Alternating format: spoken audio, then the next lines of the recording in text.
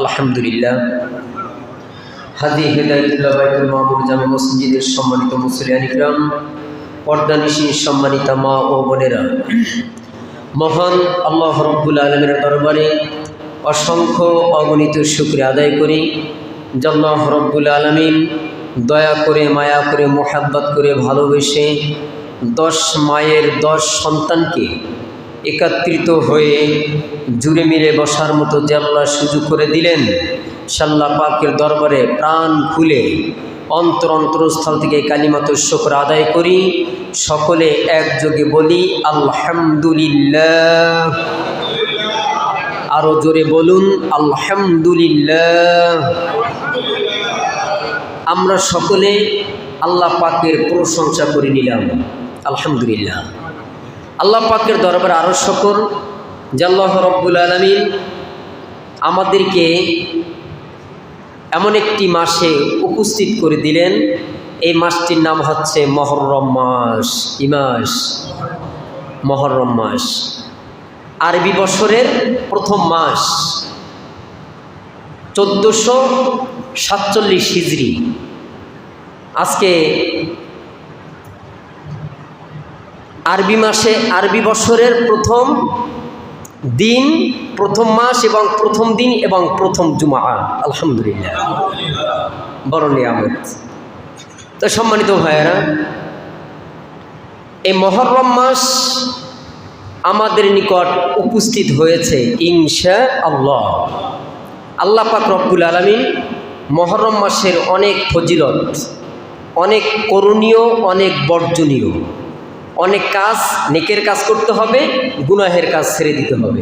এ সম্পর্কে আলোচনা আগামী জুমায় করবে ইনশাআল্লাহ। আল্লাহ পাক রব্বুল আলামিন আমাদেরকে সশরীরে আল্লাহর ঘর, মসজিদ, পবিত্র স্থান, আল্লাহর ঘর, এখানে কোনো দুনিয়াবি কোনো কথা চলে না, আল্লাহ রসুলের কথা চলে। সেখানে আল্লাহ তাআলা তার কুদরতে হাতে ধরে ধরে আমাদেরকে বসাইয়া দিলেন, আলহামদুলিল্লাহ।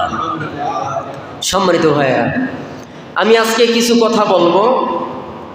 আল্লাহ পাকের মাহবুব বান্দাগণ কারা? আল্লাহ পাকের নেককার, পরহেজগার, মুত্তাকিন আল্লাহ ওলি কারা?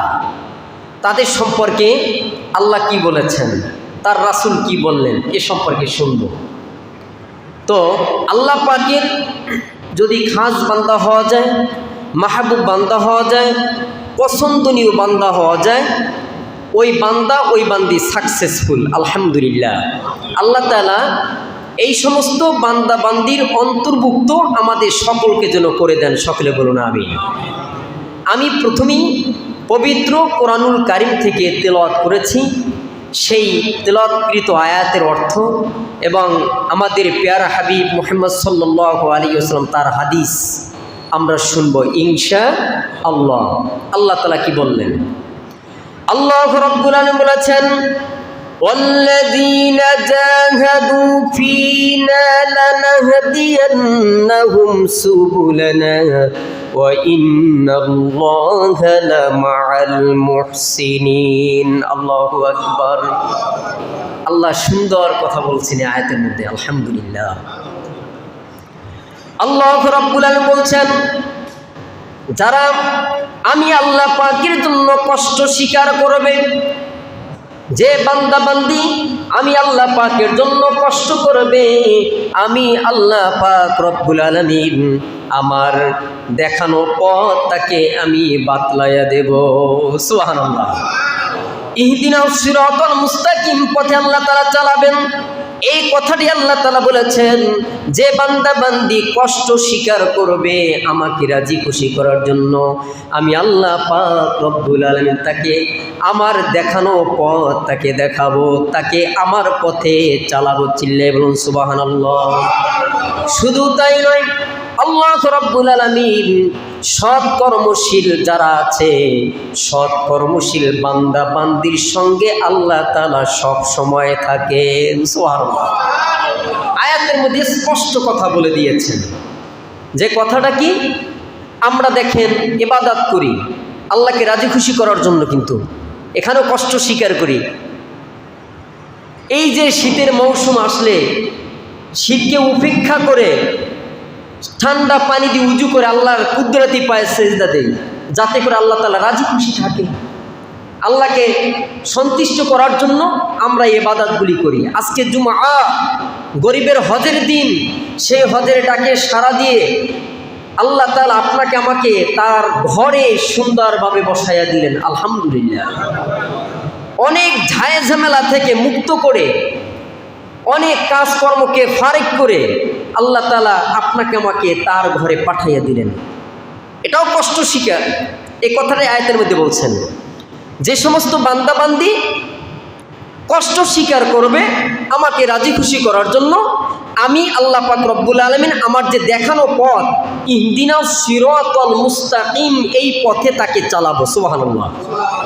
নিশ্চয়ই আল্লাহ পাক রব্বুল আলামিন সৎ কর্মশীলদের সঙ্গী আছেন। সুবহানাল্লাহ। এটাই হচ্ছে সৎ কর্মশীল কারা? যারা আল্লাহ পাককে রাজি খুশি করার জন্য সব সময় ব্যস্ত থাকে, মাহবুব বান্দাগণ, আল্লাহ পাকের মুখলিস বান্দাগণ, আল্লাহর ওলিগণ, তারা 5 ওয়াক্ত নামাজ, আল্লাহ পাকের হুকুম আহকাম সর্বদা মেনে চলে। তারাই হলো আল্লাহ পাকের মাহবুব বান্দাগণ। এই মাহবুবগণের ফজিলত কি? তারা কারা? আল্লাহর ওলিরা, তারা কখনই দুনিয়াতেও ভয় নেই, পরকালে তাদের ভয় থাকবে না, তাদের কোনো টেনশন থাকবে না। টেনশন হচ্ছে আপনার আমার। দুনিয়াতে যেমন টেনশন, পরকালেও সেই টেনশনগ্রস্ত থাকতে হবে। যদি আমরা দুনিয়াতে থাকা অবস্থায় আল্লাহ রাসূলকে রাজি খুশি করাতে পারি, দুনিয়াতেও টেনশন মুক্ত এবং পরকালেও আমাদের টেনশন মুক্ত, আলহামদুলিল্লাহ।